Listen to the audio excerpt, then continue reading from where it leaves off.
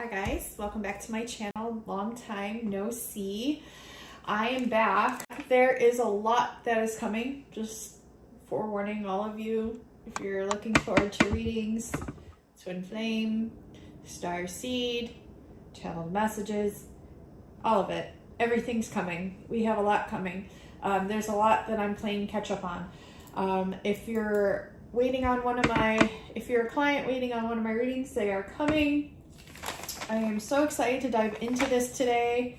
Holy cow, holy messages, as if spirit couldn't just assume that I can't hold any more information in this noggin up here, or in my notebooks, or in my phone, or in alternative databases. It's like I need like 10 minds to be able to consume what spirit has infiltrated me with. What spirit has downloaded me with as far as information and messages and what other people have presented to me. But anyways, we're doing a reading on Horologium Starseeds. Welcome everyone. I wanted to announce that I'm doing the personalized light beam drawings with the mini readings for $20 on special. They're normally $111. And what I do is I channel one of your light beam guides as they present themselves to me. And along with a channeled drawing of one of your light being guides, which you have many because you're multidimensional, one of your light being guides, you get a synopsis basically of what this light being does, how you can channel them, how you can receive and communicate messages with them, and also basically it's a synchronization of their energy to yours, your energy to them in a mini reading, along with the picture. So they're really, really awesome. I'm offering these through Cash App and PayPal. So I'll put that on the screen here. It's only going to be for, let's say 5 days max, just because I feel like I'll probably get an influx of these. And I know a lot of people have inquired about these. So here's just a basic example of one that I've channeled and drawn, but I have many, many more that I'll provide on the screen as examples. I have a whole binder, probably this thick, of light beam drawings that I've done for all my clients, along with their channel messages and starseed readings. I keep them all in a binder for you guys if you have questions like moving forth or to refer back to. I like to keep those dated and in alphabetical order, nice and organized, so we can always refer back. Anyways, so I'm offering that for 5 days. Definitely take advantage, because I will not be doing this again for that low of a price ever, because I just know I won't. They're sacred, they're amazing. Take advantage. All right, so Horologium Starseeds. I drew 3 cards to start out this reading, and we have defeat pointed in the past, joy in the present moment, and illusion in the reverse for the future. And what's interesting is the defeat card pointed towards the past is a number 5. The 6 of shells is joy, which is a 6. And the 7 of shells is illusion reverse. So we have 5, 6, 7. 5, 6, 7. Ascending forward. What's interesting is the 5 plus the 6 is an 11, and the 7, 117, is the palindrome mirror number reversed of the Alice in Wonderland number.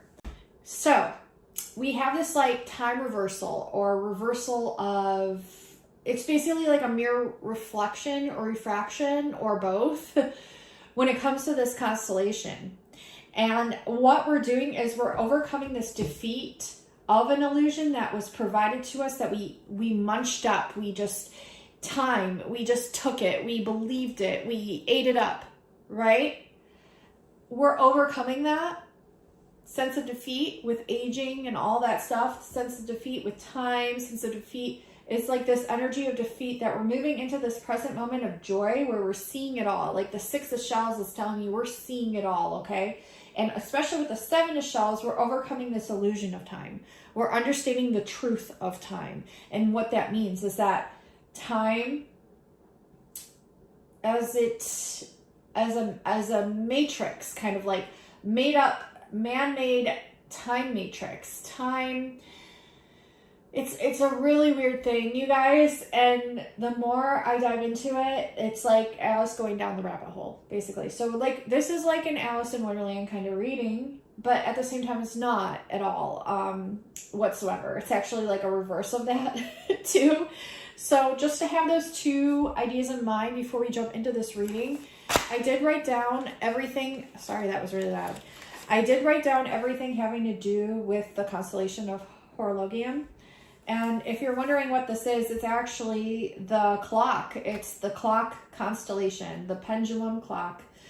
There are 6 visible stars in this constellation. And the gentleman who first located it and named it and identified it was this French astronomer named Nicolas Louis de la Salle. And I'm probably pronouncing that wrong, but I'll put it on the screen. He found it in 1756. It was visualized by him as a clock with a pendulum and a second hand. And in 1922, the constellation was redefined by the International Astronomical Union as a region of the celestial sphere containing locale stars as a designated constellation. So they did make it one of the 88 constellations in 1922. And the Horologium's associated region is wholly visible to observers south of 23 degrees north. Okay, so we have that 23 again.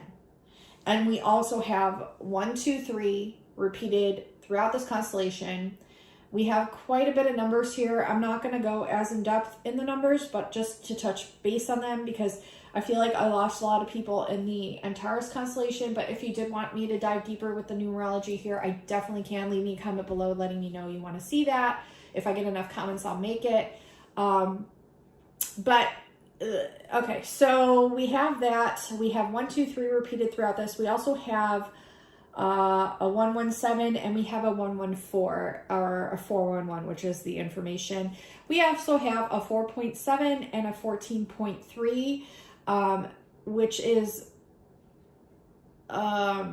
this long period variable brightness star, which is our horology. And yeah, that's the 4.7 to the 14.3. We all know the 143 is a Tesla code. So immediately right there is a Tesla code, and the 47 is the number 11, Stranger Things. So we have these like imprints already. And the long period brightness star, this R horology, has one of the largest variations in brightness among all stars in the night sky visible to the naked eye. So there is a very potent star here, and the brightest star is Alpha Horology. It's an aging orange giant star that has swollen to around 11 times the diameter of the sun.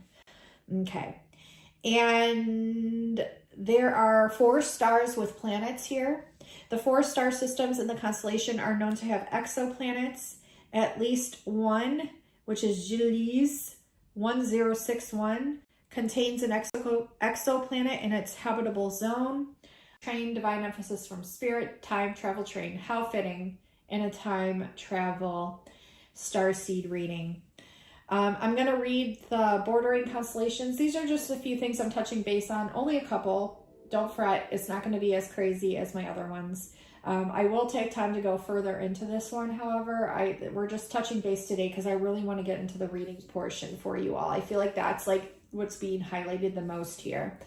The bordering constellations, however, are Eridanus, which is the Po River or the Nile River constellation, Hydrus, which is the male water snake constellation, Reticulum, which is the reticle, Dorado, which is the dolphin/swordfish constellation, and Calum, which is the chisel constellation. We have a lot of references to sword in the stone. We have a lot of references to the cornerstone and the chisel and architecture and water with the Nile River and sustenance, like self-sustaining life with the Nile River. A lot of like Sirian imprints, Orion imprints throughout this constellation as well as what I'm getting just intuitively. And then with Hydrus, we have that Hydra constellation. We have dolphin and swordfish. So we have the water snake and the dolphin and the swordfish. Oh, swordfish, sword in the stone as well. And water. And I do believe Tartaria was some sort of Atlantis. Okay. And my friend Agnes, who I have to have on my channel soon, hopefully, She sent me a bunch of stuff just recently while I was looking at a map of Pangea, of how all the continents used to be connected, and we had Atlantis and Lemuria. And if you look at Tartaria, it was all throughout the world, Atlantis, Lemuria. So I am getting this like very strong marine imprint on the earth, directly opposite of what we've been told. And if you look at deserts all throughout the world, I do believe that they were full of water. The Grand Canyon, full of water. One of the very first like main water breaks on the earth, on the planet.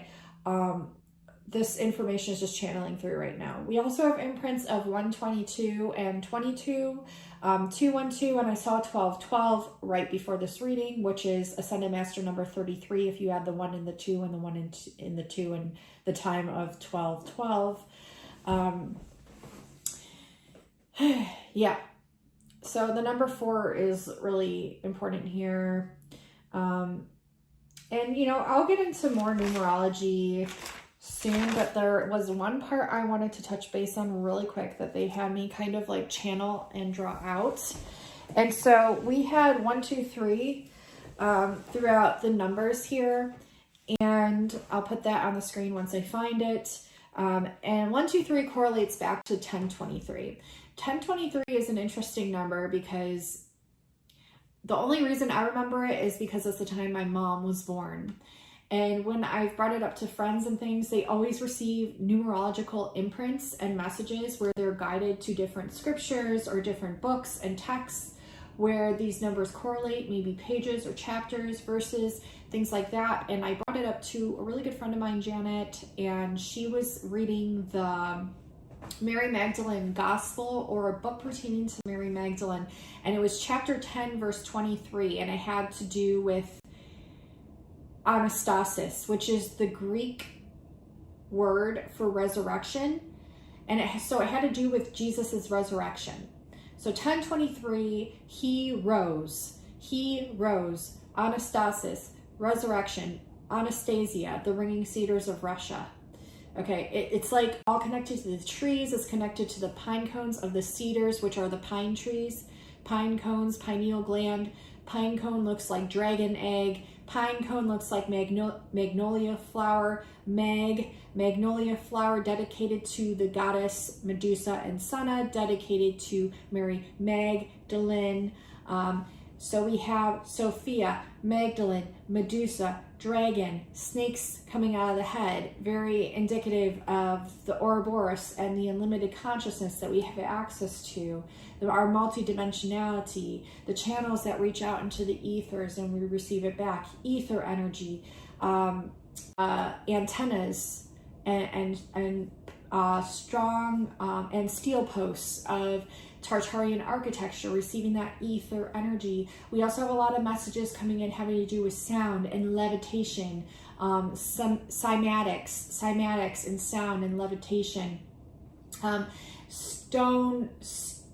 cornerstone, the stone masons, how it's so secretive, how Skull and Bones is referring to the number 322, which is the date of birth of Mary Magdalene, and interesting how they call it masons, masons, mother sons. Like they know they're the sons of the mother, and they even have Sophia written all over their buildings, referring to Proverbs 9:11, which refers back to the mirror palindrome number of 119, which is Mary Magdalene's number in simple gematria, which is my birth time, 119. So we have a lot to do with birth, right? My mother's birth time, 123, my birth time, 119, having to do with this connection of Jesus and Mary Magdalene and resurrection of the soul. He rose. My middle name, Rose. He rose. And how he rose sounds like heroes. And I wrote that down. Heroes, the hero's journey, heroes to heroes. And it's interesting because I drew the constellation of Horologium here, which looks like a mountain. You can move mountains. Mountain, okay? And I wrote he rose here, and I was like, it sounds like heroes. And then they had me connect the two in between the mountain, and it looks like a little graph, and it's like the peak is up here in the center. It's like, okay, what's going on here? What's the message that they're trying to tell me? I wrote Anastasis right next to it, which means resurrection. rising above the third dimensional mentality, this third dimensional realm of matter, where we're ascending our consciousness higher and higher and higher. The more we can open and expand our minds, the more we can allow ourselves to perceive and receive. Because the shift of perception is everything. Because you change your perception, you change everything. Okay? A lot coming in. So, without getting too much into the numerology, I think I did pretty good describing it there. It really flowed through fast. They recently discovered plasma bubbles above the Egyptian pyramids and the Midway Islands at the same time. China's radar detected this. Chinese scientists used the LARID Radurenheinen to detect the plasma bubbles over the Egyptian pyramids and the Midway Islands, nearly 5,965 miles away. That's a key number as well. And also, right around researching this, I had another TikTok pop up having to do with bees, which I just did a reading on bees and the name Melissa, which was my very first client reading that I ever did, because the name Melissa means bee. And that's on my TikTok. If you're not following me on there, go follow me on there, and also my Instagram. I post a shit ton on those as well, but also on my YouTube. And there's going to be more coming on here. I'm playing catch up, as you can tell. But bees don't fly. Bees don't fly. They use acoustic levitation that coincides with exactly the same synchronized acoustic hertz frequency of the Earth, which is 7.83 hertz, which is 711. Holy shit. 7.83. 8 plus 3 is 11. 711. Alice. All is. Alice. All is. L is. Ellis Island. All is. Alice. Can't make it up. Coincides with Shakespeare. I just saw that, actually. Me and my husband were driving around in a neighborhood, and I saw, I'll have to post it here because I can't remember all of them, but I saw Excalibur, which is the sword and the stone. And I had my friend John, who sent me a video about a dream that he had, or channel messages having to do with King Arthur, Excalibur, and mermaids. Okay, it all coincides. And sound, it had to do with sound frequency, him playing guitar, and the mermaids were enjoying it. And I had recently posted a post having to do with Pythagoras, a drawing, I believe maybe Da Vinci did, if I'm recalling that correctly. And it has to do with the sound frequencies, and there's mermaids in it. And I had my guitar and, playing music down by the water. Small, so I was playing music, I was singing a bit, and it was kind of like finger picking on my guitar, quite a melodic sound. And it was really interesting. I was starting to get a feeling about where I am, and it was interesting. It was in the Mediterranean, probably an island. Felt like it could be Majorca, which I've been to quite a few times, or it may have been Malta. As I continued to play, more fish, and then eventually what I describe as mermaids and mermen, or merfolk, started to appear, and they were the most cautious, and I was shocked to see them. I was like, "Wow, look at that!" And so I would stop playing for a moment, and then they would disappear into the depths, into the shadows. And then when I started playing again, they would gradually come out. And the sound. Okay, there's a lot here. I want to show you another really interesting drawing from the 1500s. Shop where he supposedly walked by and heard these blacksmiths hammering with their hammers and making different tones. And that has to do with something how he figured out the music scale. And then this is supposed to be a muse. See the instruments she has there? And they're both kind of like sitting on piles of musical instruments. I don't know how well you can see that. And then behind her is a stairway going up. Well, if you look really close there, Pegasus is up at the top of that. And they had a legend where Pegasus stuck his heel through a rock and it created a spring. And then poets would go there and drink out of that spring for inspiration and get these wild, incredible poems. And further off in the water, you see some mermen who blew the conch shells, and they're in a circle dancing or whatever. And then over here on the land, you see, if you could really see this, that's Pan piping. Mermaids, Atlantis, Lemuria, Tartaria. Notice how it's Ea, Tartar, Ea, Lemur, Ea, Atlantis, is, Al is, Ellis, Ellis Island, Atlantis, Atlant is. Etymology, guys. Like, I need to dig into these words because I feel like I'm going to find out so much freaking information if I do that, but I just haven't had time. Time. See how programmed we are, how brainwashed we are? Horologium. Let's get into it. I could go all day, but anyways, yeah, so I saw in the neighborhood, I saw Excalibur, I saw Shakespeare. Shakespeare was another street sign that I saw, and Shakespeare's number is 711.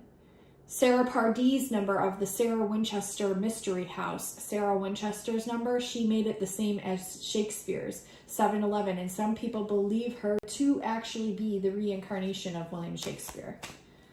The female version. Wow, love and change coming out. It's like they inverted love, they inverted change that couldn't naturally occur the organic way because they're trying to make this earth as inorganic as possible so that way they have control over it. Because right now they're doing a race with God. They're in a race with God. They're in a time race with God. They're up against God. If you believe in God, Source, the universe, Yeshua, Jesus, like, they're in a race. They're in a race. Okay. They're in a race against time. Their time is up. So they were trying to do this inversion. Time, and change. They don't want things to change. They're frustrated. They're frustrated because we're trying to bring back the organic balance, the organic way, the ways of doing things. Like all these hurricanes that are happening right now, which does tie into this reading, could have been prevented because they prevented them millions of years ago. It's all archaeologically and scientifically by scientists and archaeologists depicted ways that you could reverse the eye of the hurricanes from the very source of where and when they started. Their exact locations, they could pinpoint them and reverse that magnetism because they're actually electromagnetic storms. And they could reverse that with basalt rock, okay? Electricity with electric eels, platinum coffins at the bottom of the ocean to intake that extra electricity given off by the electric eels. Because when the archaeologists went into Lemuria and Nad Madal and the center where all these hurricanes started in the ocean, they went to this weird hub that they found in the ocean and above it where full of basalt rock, and their compasses spun backwards, counterclockwise. They couldn't understand why. Well, here they figured out that these electromagnetic storms, because the compass is magnetic, which is why it swung the other way, they could reverse the eye of the hurricane to prevent it from going the opposite way and spreading and becoming a storm. They could dissipate them at the eye of the storm, the eye of the needle, sword in the stone. I got the message that we're the swords in the stone. We are the sword in the stone. We are here now. We are Excalibur. What are they going to do? They can't pull us out. They can't pull us out. Give them their strongest men. They can't stop us. They've tried everything to stop us, haven't they? They can't. Okay, there's just a lot of messages coming through, and giants were all over the earth before Noah's flood. A card just flew on the floor. Confirmation, having to bend down to pick it up. Giants having to bend down to pick things up. The Lovers, attraction. What am I getting here? There's so many messages coming in. If you guys are receiving messages while I'm doing this reading, please, please, please write your comments below. I love reading your comments. I love your perspectives. But I also saw a street name called Noah's Lane as well. Trust. They're telling me to trust the messages that I'm getting. The Twin Flames reverse, the codes of illusion that they're trying to program into us and onto us now. It's not only infiltrating that they're trying to do, it's onto us as well. We are so powerful though, because we ultimately hold the twin flame resonance within us. We are the flames. We are the swords in the stone. Like, what are they going to do? They can do as much as they want, but they can't reverse the code on us because we're the original code. They're opposed us, the opposition. It's duality. But we are the Ein Sof. We are the vitriol. We are the philosopher's stone. We are the stone and we're the sword. We're all of it, right? Wow. This is very powerful. Anxiety and celebration. Okay, so a lot of us could be feeling very overwhelmed, but there is celebration coming. It's requiring introspection. And let's see, there was something else that Edward Leeds Collin discovered acoustic levitation. He met with Nikola Tesla. Wow. Yeah, that was something I had researched. So acoustic levitation, that also giants, okay? Floods to get rid of them, to get rid of the truth, the knowledge. Dragons in Tartaria, dragons coming through all year. Dragons coming through all year. All year the dragons have been coming through.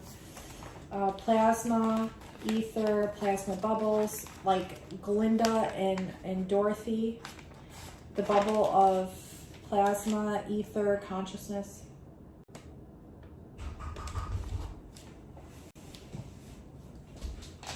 Who is it?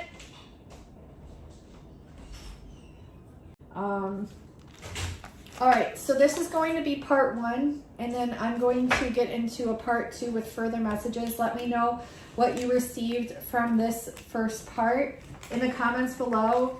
Also subscribe, give this a like, let me know how you enjoyed it, and then also these are on sale for only 5 days, so definitely take advantage. I'll have all the information right here on the screen. I love you all so much, and until next time, I'll talk to you soon. Bye now.